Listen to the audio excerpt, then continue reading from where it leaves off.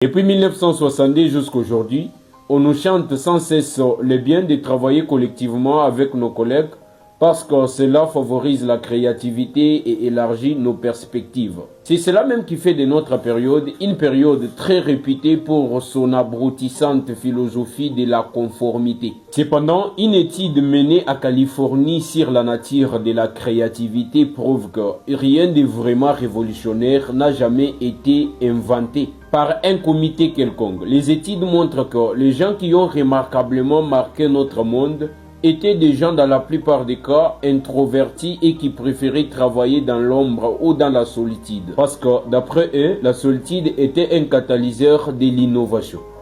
Si cela est vrai, si la solitude est la clé importante de la créativité, alors il nous serait grandement profitable à tous de l'encourager et d'apprendre à nos enfants le travail solitaire. Et il serait également bon et noble de donner aux employés un maximum d'intimité et d'autonomie, bien que c'est le contraire qui se passe encore de nos jours. Quand on regarde de plus près l'organisation de nos institutions les plus majeures, nos écoles et nos lieux de travail, la nouvelle pensée des groupes élève le travail d'équipe au-dessous de tout.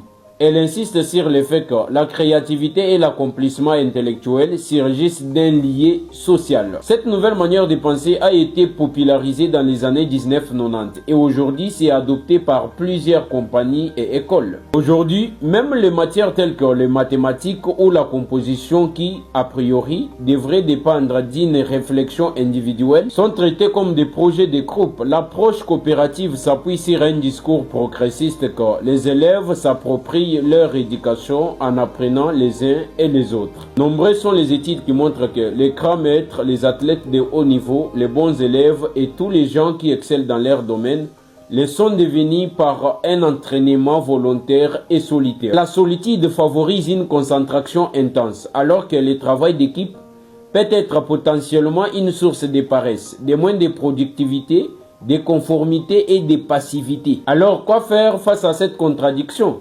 Pour moi, la solution n'est pas d'arrêter de coopérer face à face, mais plutôt d'affiner notre manière de le faire en commençant par étudier les tempéraments de chaque membre du groupe et surtout en créant un environnement qui favorise la liberté d'expression et qui respecte nos différences. C'était ça ma pensée. Dites-moi ce que vous en pensez. C'était Les Capables. Je vous remercie.